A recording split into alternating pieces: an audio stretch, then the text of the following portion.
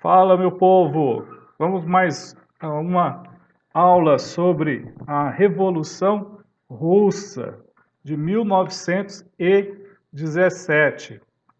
Como nós sabemos, e vocês agora terão conhecimento, no início do século XX, a Rússia era um país formado por um governo czarista, né? O czar, né? Necessariamente aí o czar Nicolau II. Essa é uma forma autocrática, absolutista de poder. O poder do czar estava fundamentado, baseado no direito divino dos reis e apoiado aí pela vasta aristocracia da igreja, a elite da igreja cristã ortodoxa e por latifundiários e aristocratas russos. Convém dizer que a Rússia é um país enorme, né? E que no início do século XX já contava com uma população de 170 milhões de habitantes. Tá? A Rússia tinha a maior população aí dos países do mundo ocidental. E se bem que nós temos uma Rússia do mundo oriental e uma Rússia do mundo ocidental aí que é reconhecido como faz parte da Europa. 80% dessa população russa habitava nos campos, na zona rural. Muitos, a maioria dos trabalhadores russos eram camponeses, tá? Apesar da abolição da servidão ter ocorrido no século XIX, muitos desses camponeses viviam um verdadeiro estado de servidão aos donos das grandes proprietários, os latifundiários. Convém dizer também que essas pessoas que trabalhavam no campo não tinham como ter a mobilidade social diante dos poucos donos de terra que existiam, eles não tinham armas para lutar, não tinham condições de ter a sua própria terra. A Rússia era um país muito atrasado no século XX, tá? O sistema feudal já havia sido abolido aí no século XVIII, no mundo ocidental, na Europa Ocidental, enquanto a Rússia ainda vivia uma espécie de semi-feudalismo, né? A relação de trabalho era entre o camponês e o dono das terras. Também é bom ressaltar que a revolução que ocorreu em 1917 pesou muito a questão da Rússia ter permanecido na Primeira Guerra Mundial, lutando aí contra os seus inimigos nos territórios, necessariamente a Alemanha e o Império Austro-Húngaro. Só que, a partir do momento que a Rússia estava lá na guerra, os soldados eram despreparados, muitos não sabiam nem atirar. Esse exército foi aos poucos sendo dizimados pelas forças inimigas, tá? Então aquele patriotismo de querer lutar por uma Rússia forte, né? Esse patriotismo foi se esvaindo e até diminuir. Muitos homens russos morreram nesse confronto, tá? O que fez a Rússia posteriormente sair dessa guerra, e eu falarei sobre a saída dela quando estiver falando sobre o Lenin. Com a saída aí do derrotados da Primeira Guerra, né, que fez o tratado lá com as forças inimigas, a Rússia fica muito fragilizada. E então muitos russos começaram a olhar o socialismo como um caminho a ser seguido para sair da miséria, da pobreza, do estado caótico que se encontrava.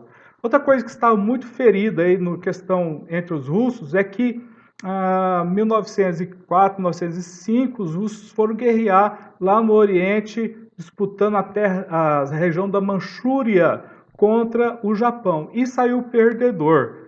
Então, nessa derrota, o governo, o czar, já sai sendo questionado, porque a influência e terras russas foram deixadas lá no Oriente para japoneses e chineses. Então, essa influência lá no Oriente, ela cai. Então, o pessoal fica desgostoso com toda essa situação. É, bom, convém dizer o seguinte, que o que aconteceu que a Rússia entrou em uma revolução?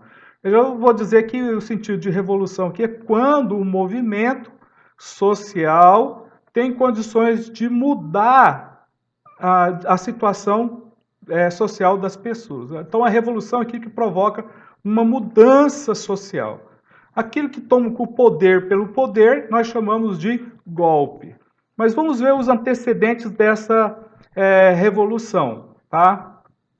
Dentro do sistema político russo estavam proibidos os partidos políticos, quase não existiam, ok? Assim, se existisse também era na clandestinidade.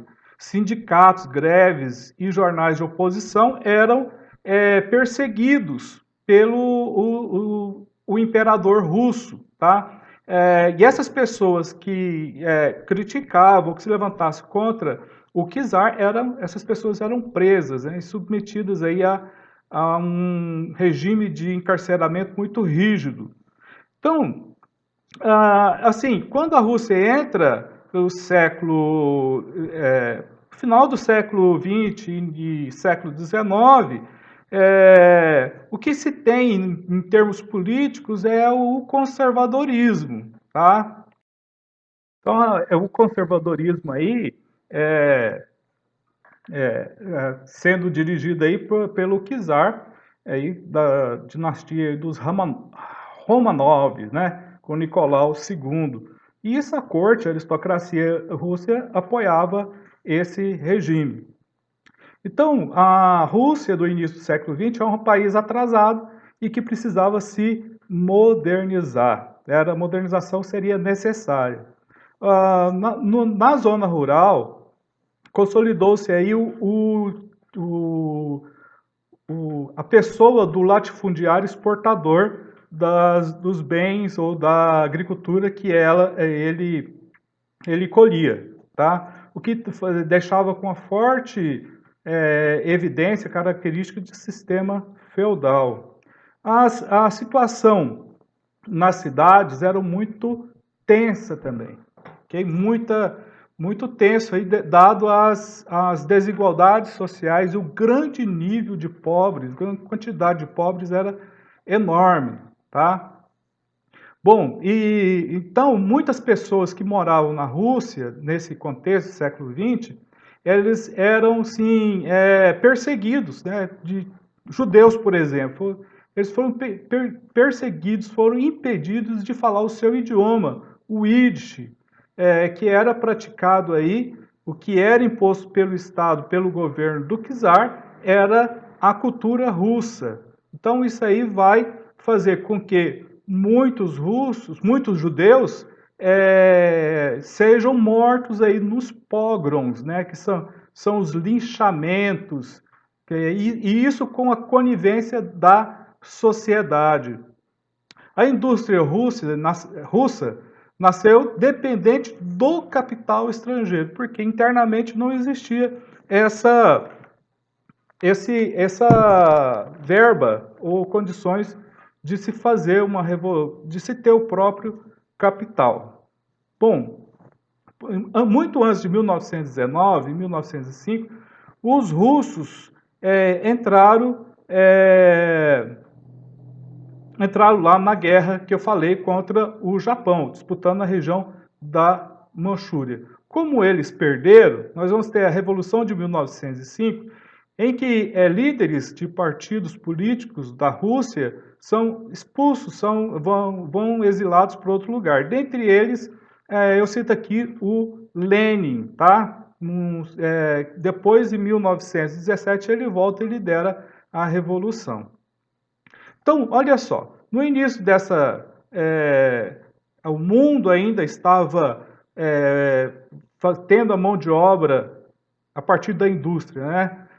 o mundo estava formando, tinha em muitos lugares, uma classe operária ou trabalhadores que viviam em condições de trabalho de forma muito precária, tá? E não existiam leis para legitimar as extensas jornadas de trabalho de mais de 14 horas dos trabalhadores. Isso é o que acontecia nas duas grandes cidades da Rússia, que é São Petersburgo e Moscou, ok? Bom, com isso, né, logo no início do século XX, final do XIX, século XX, foi fundado o Partido dos Operários Social Democrata Russo, o POSDR. Tá? Esse partido foi criado em 1898. Entre os líderes desse partido estavam lá dois líderes, o Lenin e o Trotsky. Tá?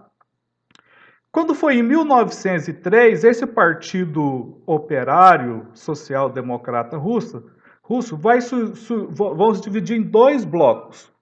Um bloco vai se chamar os bolcheviques e o outro bloco vai se chamar mencheviques. Os mencheviques, por sua vez, eles visavam alianças com a burguesia com o intuito de derrubar o czar e implantar um regime liberal na Rússia, de economia liberal, e utilizando aí as ideias do Adam Smith, tá?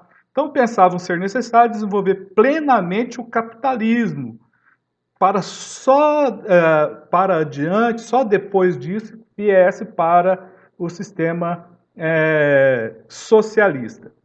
Então, os bolcheviques, por seu lado, defendiam a implantação imediata de um governo socialista. Então, esses dois blocos vão sair do Partido Operário Social Democrata Russo. Né? Um que queria instituir uma economia liberal e o outro que queria a Revolução Socialista. Tá?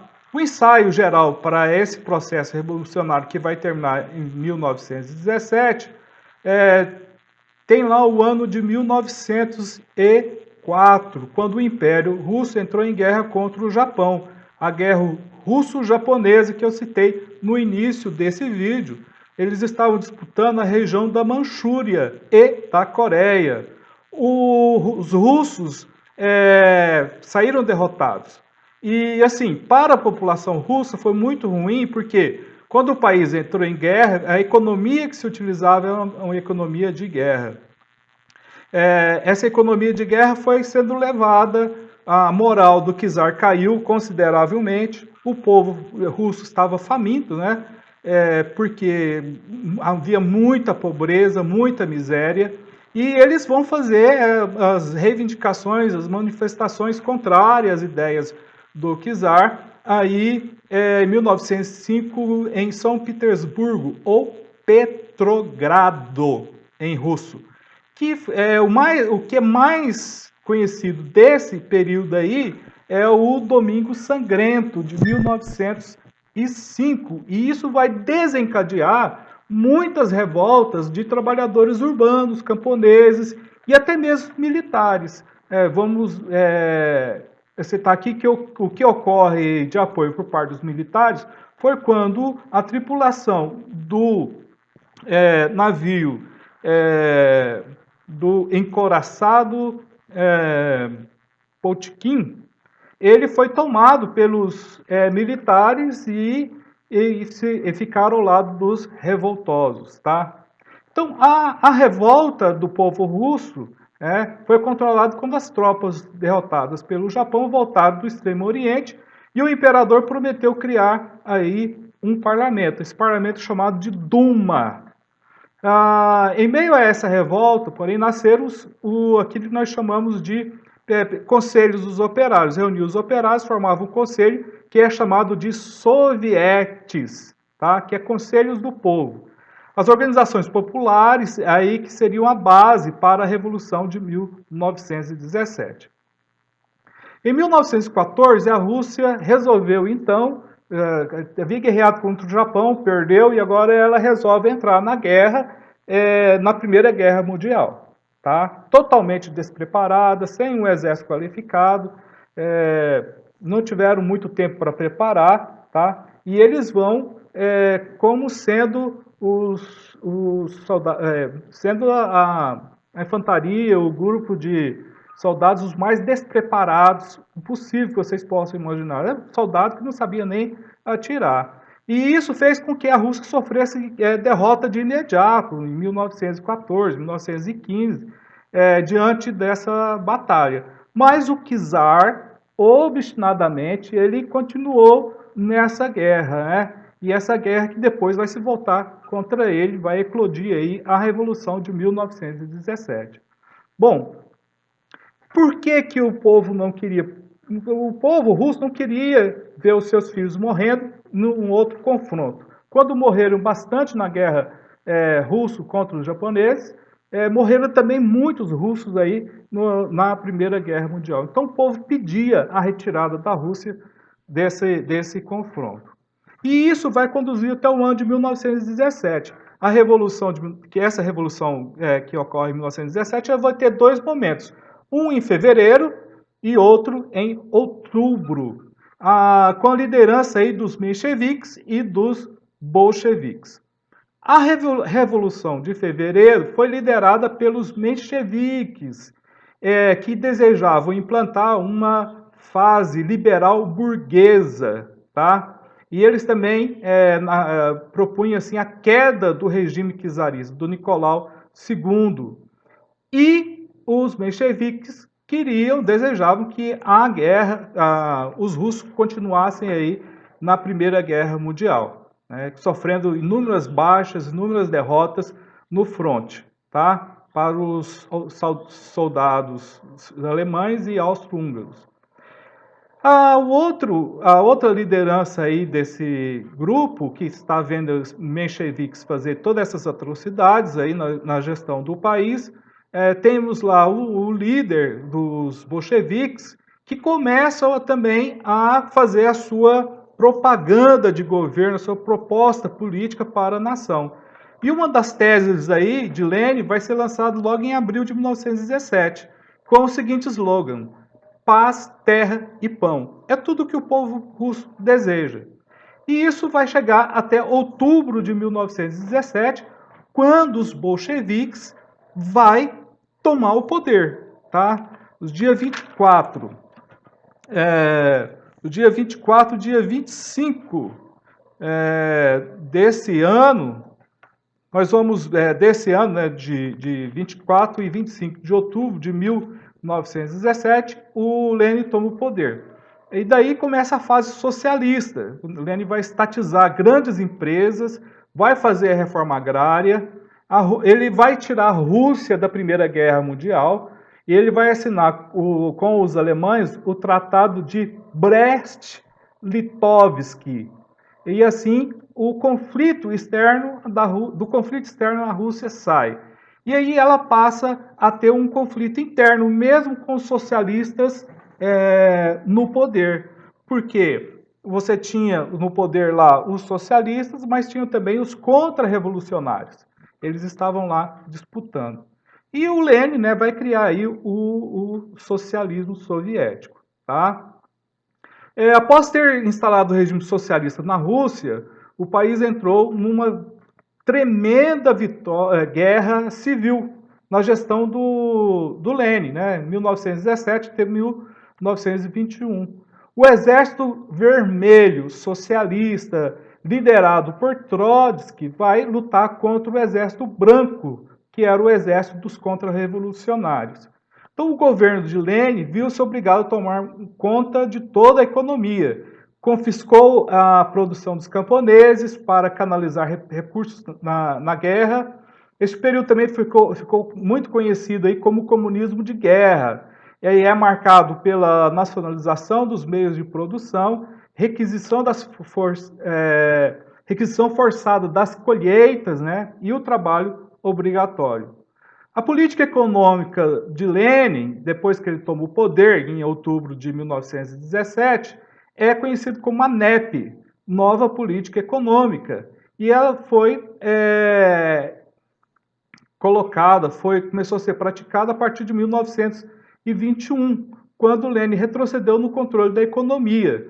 Ele pensava, e o lema dele era esse: dar um passo atrás para avançar dois. Então, com isso, Lenin permitiu, mesmo no governo socialista, que é o Estado total, a existência de uma pequena empresa privada e de comércio, tá?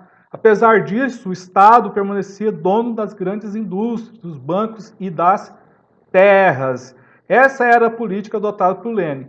A NEP vai permitir o rápido avanço na economia e foi vista por muitas potências capitalistas como um processo de aproximação com o capitalismo. Na esfera política, o Partido Comunismo não aceitava outro partido. Então, não existiu um partido, na época do Lenin, do Stalin, que pudesse fazer frente aí ao partido bolchevique, ao partido do Lenin. Tá? Até porque o único partido que poderia ter e existir era o do bolchevique. Qualquer partido que surgisse, eles eram perseguidos e mortos. Tá? Bom, Lenin, quando sai do poder, quem vem à tona é o Stalin. Olha, esse cara matou muita gente. Aqui nós chamamos de a ditadura socialista. Em 1923, vai formar, aquela URSS, né, em 1923, formou a União das Repúblicas Socialistas Soviéticas, com a Rússia aí tendo algumas regiões aí do antigo Império Russo, né? O leste europeu foi aderindo às ideias socialistas. Só bem que isso vai ser implantado após a Segunda Guerra Mundial. Bom, após a morte do grande líder da Revolução, o Lenin, o poder passou a ser disputado entre o Stalin, que queria efetivar a Revolução Socialista dentro da Rússia, e o Trotsky, que queria disseminar o socialismo pelo mundo todo, tá? A diferença entre eles, necessariamente a grande diferença entre eles é essa. Um quer o socialismo mais doméstico e o outro quer o socialismo mundial. Bom, nessa disputa o Stalin sai vencedor, tá?